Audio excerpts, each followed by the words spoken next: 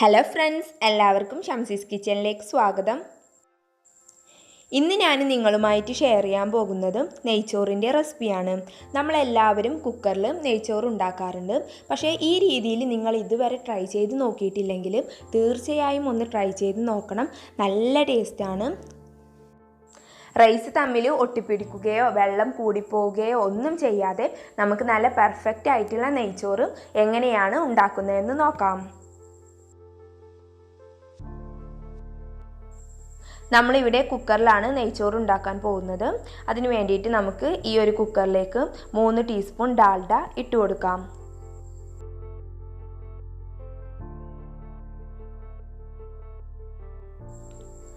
ഒരു ടീസ്പൂൺ നെയ്യ് കൂടി ഒഴിച്ചു കൊടുക്കാം.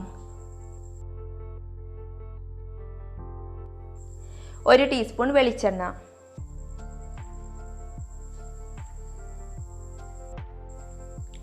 ഇനി ഓയിൽ ഒന്ന് ചൂടായി വരട്ടെ.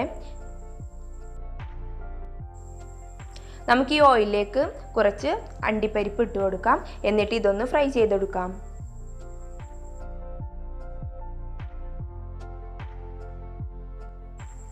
അണ്ടിപ്പരിപ്പ് നമുക്ക് കോരിയെടുക്കാം. ഇനി ഇതിലേക്ക് നമുക്ക് കുറച്ച് ഉണക്കമുന്തിരി ഇട്ട് കൊടുക്കാം. ഇത് നമുക്കൊന്ന് ഫ്രൈ ചെയ്ത് കോരിയെടുക്കാം.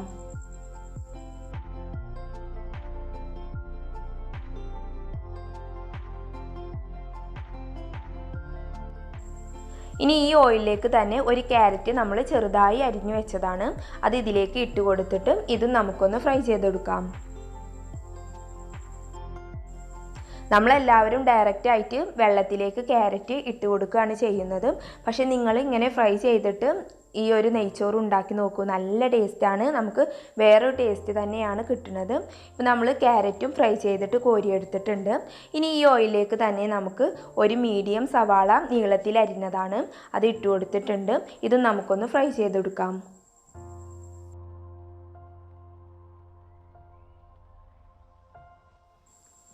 സവാള കുറച്ചൊക്കെ ഫ്രൈ ആയി വരുമ്പോൾ ഇതിലേക്ക് നമുക്ക് 3 പച്ചമുളക് കൂടി ചേർത്ത് കൊടുക്കാം. ഇതും നമുക്കൊന്ന് ഫ്രൈ ചെയ്തെടുക്കാം.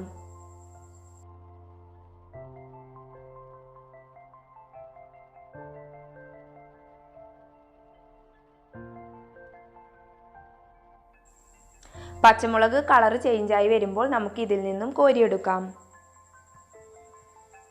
ഇനി നമുക്ക് ഈ സവാള ഒന്നുകൂടി ഒന്ന് ഫ്രൈ ചെയ്തെടുക്കാം. ഒരു ഗോൾഡൻ നിറമായി വരുന്നത് വരെ. നമ്മൾ സവാളയും കോരിയെടുത്തിട്ടുണ്ട്. ഇതിലേക്ക് നമ്മൾ കുറച്ച് മല്ലിയിലയും പുതിനയിലയും ഇട്ട് കൊടുത്തിട്ടുണ്ട്. ഇതും നമുക്ക് ഫ്രൈ ചെയ്തതിന് ശേഷം ഒന്ന് കോരിയെടുക്കാം.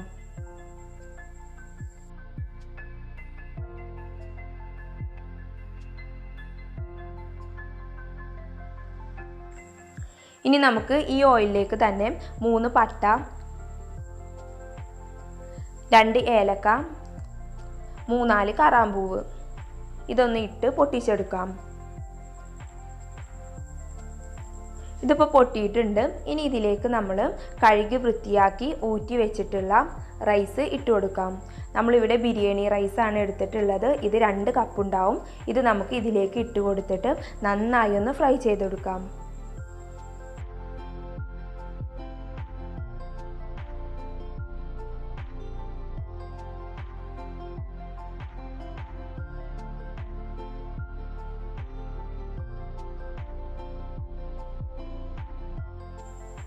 റൈസ് തമ്മിൽ ഒട്ടിപ്പിടിക്കാതിരിക്കാൻ വേണ്ടിയിട്ടാണ് നമ്മൾ ഇതിങ്ങനെ ഫ്രൈ ചെയ്തെടുക്കുന്നത്. ഇതിങ്ങനെ വിട്ട് നിൽക്കുന്ന ഈ ഒരു പരുവം വരെ നമ്മളിത് ഫ്രൈ ചെയ്തെടുക്കണം.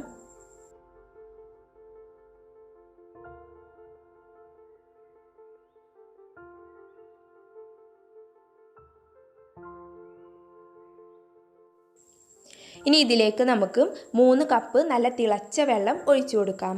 നമ്മളിവിടെ 2 കപ്പ് റൈസാണ് എടുത്തിട്ടുള്ളത്. അപ്പോൾ അതിന് 3 കപ്പ് വെള്ളമാണ് നമുക്കിതിന് ആവശ്യമായിട്ട് വരുന്നത്. 1 കപ്പ് റൈസിന് 1.5 കപ്പ് വെള്ളമാണ് നമ്മളിവിടെ യൂസ് ചെയ്തിട്ടുള്ളത്. ഇനി നമ്മൾ ഇതിലേക്ക് ആവശ്യത്തിനുള്ള ഉപ്പും കൂടി ഇട്ട് കൊടുത്തിട്ടുണ്ട്. ഇനി നമുക്കിതൊന്ന് മിക്സ് ചെയ്ത് കൊടുക്കാം. ഒരു നാരങ്ങയുടെ പകുതി കുരു ഇല്ലാതെ നമുക്ക് പിഴിഞ്ഞ് ഒഴിച്ചു കൊടുക്കാം. എന്നിട്ടിത് നമുക്ക് നന്നായി ഒന്ന് ഇളക്കി കൊടുക്കാം.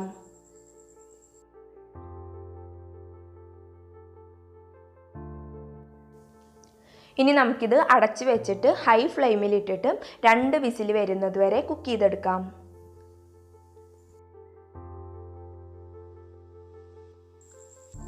നമ്മൾ റൈസ് ഇപ്പോൾ കുക്ക് ചെയ്തെടുത്തു. ഇനി നമുക്കിതൊന്ന് മിക്സ് ചെയ്ത് കൊടുക്കാം.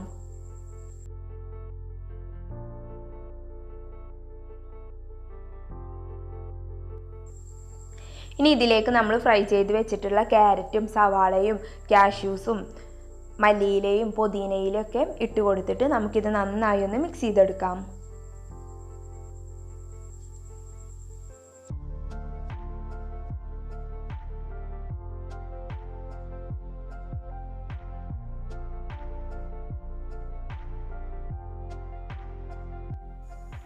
നല്ല സൂപ്പർ ടേസ്റ്റി ആയിട്ടുള്ള പെർഫെക്റ്റ് നെയ്ച്ചോറ് ഇവിടെ റെഡി ആയിട്ടുണ്ട്. അപ്പോൾ എല്ലാവരും ഈ രീതിയിൽ ട്രൈ ചെയ്ത് നോക്കിയിട്ടില്ലെങ്കിൽ ഒന്ന് ട്രൈ ചെയ്ത് നോക്കാം. നല്ല ടേസ്റ്റാണ്. നമുക്ക് നല്ല പെർഫെക്റ്റ് ആയിട്ടുള്ള നെയ്ച്ചോറ് പെട്ടെന്ന് തന്നെ ഉണ്ടാക്കിയെടുക്കാൻ പറ്റും. അപ്പോൾ നമ്മളെപ്പോഴും പറയുന്നത് പോലെ നിങ്ങൾ ഇതുവരെ നമ്മുടെ ചാനൽ സബ്സ്ക്രൈബ് ചെയ്തിട്ടില്ലെങ്കിൽ സബ്സ്ക്രൈബ് ചെയ്യുക, ലൈക്ക് ചെയ്യുക, ഷെയർ ചെയ്യുക, കമൻറ്റ് ചെയ്യുക. ഇനി നമുക്ക് പുതിയൊരു വീഡിയോ ആയിട്ട് കാണാം. താങ്ക്